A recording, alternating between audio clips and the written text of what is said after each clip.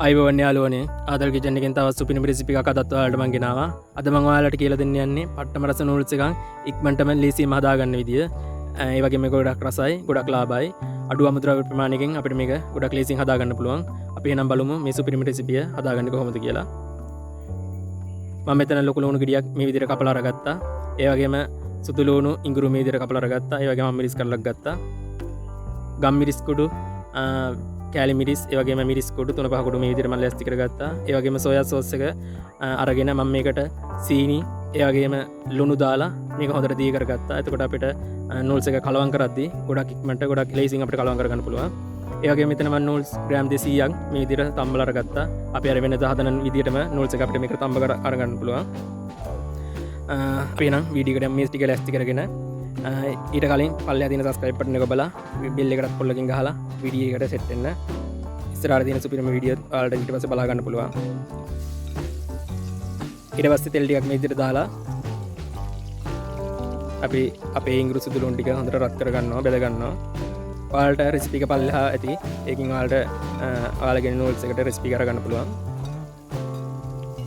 අපි ඉඟුරු සුදු ලුණු එකටම අපේ ලුණු ඒ වගේම මම මිරිස් ටිකක් දානවා.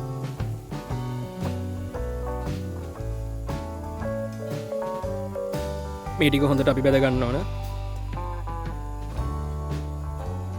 මම ග්‍රෑම් 200කට තමයි අපේ නූඩල්ස් එක හදාගන්නේ. ඔයාලට පල්ලෙහා දාලා තියෙන රෙසිපි එකකින් බලලා ඔයාලට කැමති ප්‍රමාණයක් හදාගන්න පුළුවන්. මේක සාමාන්‍යයෙන් දෙන්නෙට වගේ කන්න පුළුවන්. ඊට පස්සේ අපි මේකට අපේ මිරිස් කුඩු 3-5 කුඩු අපේ කෑලි මිරිස් ටික එකතු කර ගන්නවා.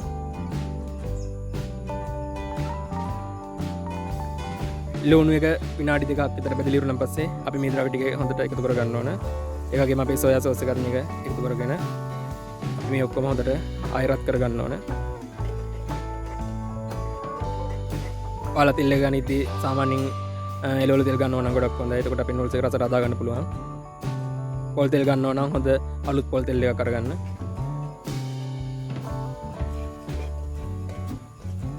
අපි මේ මිශ්‍රණය විනාඩියක් විතර හොඳට රත් කරගන්න ඕනේ. ඊට වඩා රත් කරන්න යන්න එපා.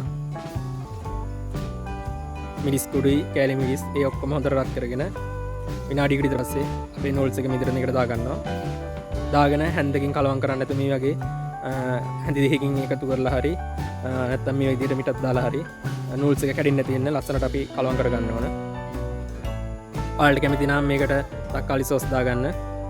එතකොට තවත් රසට අපිට මේක හදාගන්න පුළුවන්.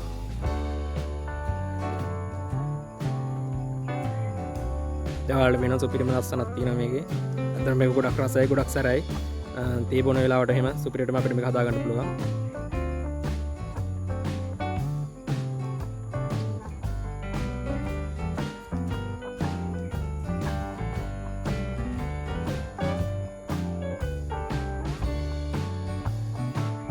අපි දැන් මේකට ගම් මිරිස් කුඩු ටිකක් එකතු කරගන්නවා. ඒකත් එකතු කරගෙන අපි ආයෙ ටිකක් කලවම් කරලා තාජුක්ට රත් කරගෙන ලිපින් අයින් කරගමු. එහෙනම් යාළුවනේ වීඩියෝ එක හොඳයි නම් පල්ලෙහා තියෙන subscribe button එක ඔබන්න like කරන්න, comment කරන්න, share කරන්න. ආදල් කිචන් channel එකේ තව සුපිරිම recipes තියෙනවා. ඒවත් බලන්න කියලා ආරාධනා කරනවා. ඒවත් බලලා comment එකක් දාන්න. ඒවා හොඳ නම් share කරන්න යාළුවන්ටත් බලන්න. මේ දින අපි හදාගත්ත පට්ටම රස නූඩල්ස් එක අඩු අමුද්‍රව්‍ය ප්‍රමාණයකින් ඉක්මනටම හදාගත්තා. ගොඩක් ලස්සනට සුපිරියටම තියෙනවා. ඇත්තටම මේක ගොඩක් රසයි. ඔයාලත් මේ වගේ නූඩල්ස් එකක් ලාභෙටම ඉක්මනටම හදාගෙන මට කියන්න රස කොහොමද කියලා. එහෙනම් තවත් සුපිරිම වීඩියෝ එකක් අරන් මම ඉස්සරහට එන්නම්. උත්සරණයි. දෙපිටයි මොට.